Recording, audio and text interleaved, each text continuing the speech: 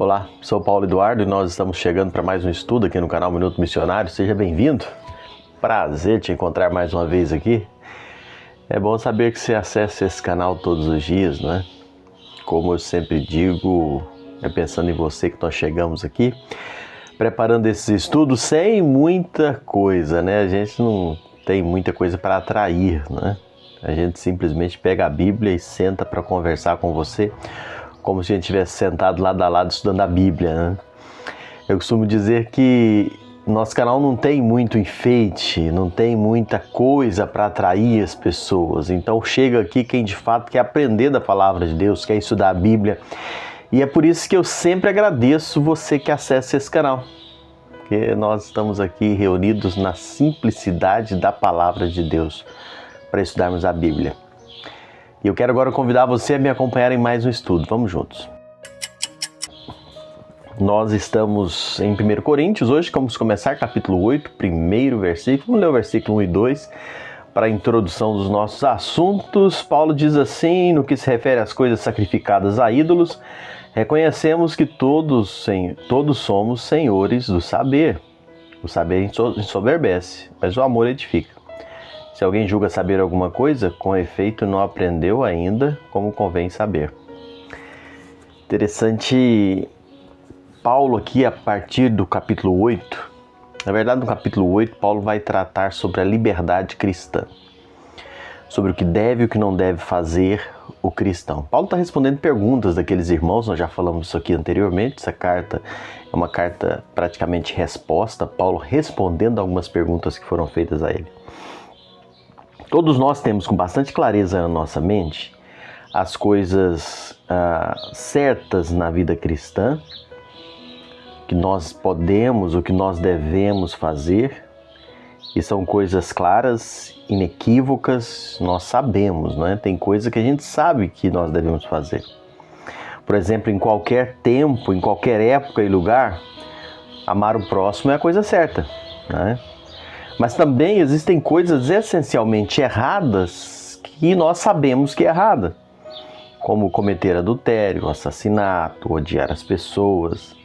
São práticas reprováveis em todo e qualquer tempo, para nós como cristãos, né? Mas tem determinadas coisas, e aí eu estou trazendo para nós hoje, para você entender o contexto aqui, existem determinadas coisas que a igreja fica imaginando, indagando: é certo isso? É errado isso? Nós devemos fazer isso ou nós não devemos fazer isso? Ainda hoje tem muito isso. Eu recebo perguntas das mais diversas sempre. Como eu disse, tem coisa que a gente sabe que é certo, tem coisa que a gente sabe que é errado. Mas tem perguntas que vão ficando. Tipo, por exemplo, eu vou dar alguns exemplos para você aqui. A pessoa pergunta: o crente pode jogar na loteria, na Mega Sena, em qualquer jogo de azar? O crente pode ou não pode? Né? O crente pode ir à praia no domingo? O crente pode beber cerveja? Essas perguntas, né? O crente pode ir num show? Pode jogar baralho? Pode fumar charuto? Né? Essas questões, muitas delas não estão com uma resposta clara na mente da maioria das pessoas. E essas perguntas vão florescendo.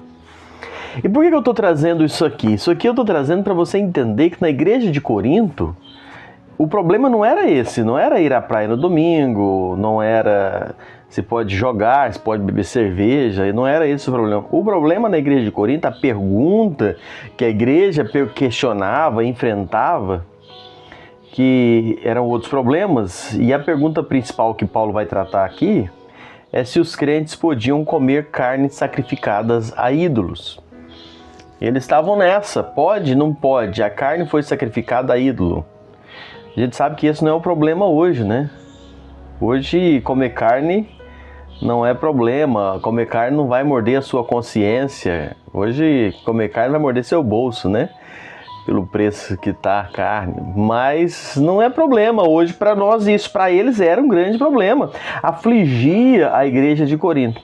Mas sabe, os problemas da igreja de Corinto eram diferentes dos nossos, mas o princípio para resolvê-los é o mesmo para nós hoje. E é por isso que vale a pena estudarmos a Bíblia para a gente entender a solução que Paulo traz para eles e aplicar na nossa vida. E é isso que nós estamos fazendo aqui. O problema da cidade de Corinto não era uma questão tão simples assim como a gente pode pensar quando ouvimos essa pergunta: pode comer carne que é sacrificada a ídolos?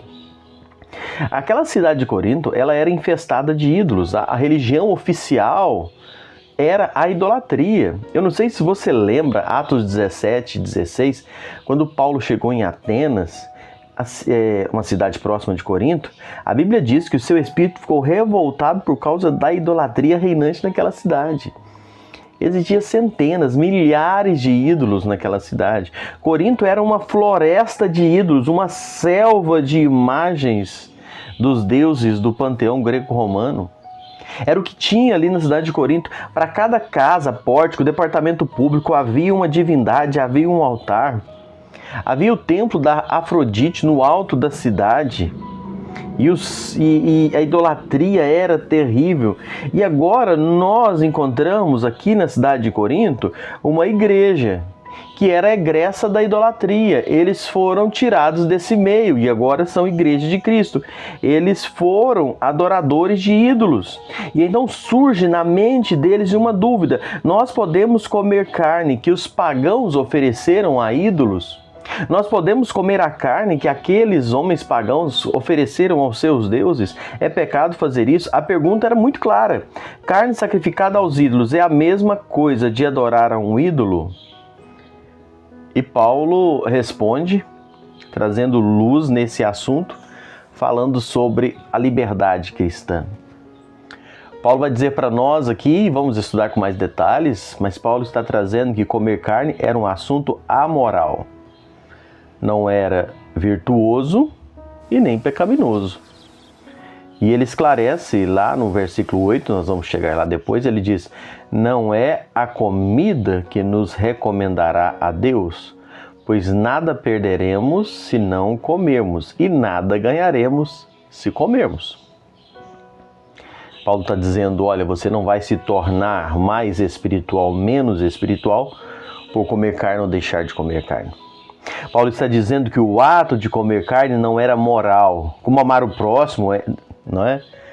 E nem imoral, como você cometer um adultério. Paulo está dizendo: olha, isso é um assunto que não é moral nem imoral. Agora, o que Paulo traz para nós, e vai ser o cerne dos nossos pensamentos, é o que eu quero deixar hoje com você. Isso depende de certas circunstâncias, que comer carne poderia tornar-se imoral. Algumas circunstâncias que isso poderia levar.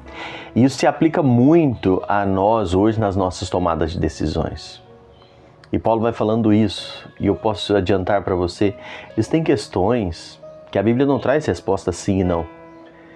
Mas nós precisamos entender algumas circunstâncias. Se nós trouxermos aqui para análise desse texto, de uma forma bem fria e simples para você compreender hoje, para a gente terminar nosso estudo aqui, o problema não era comer carne que foi sacrificada a ídolos.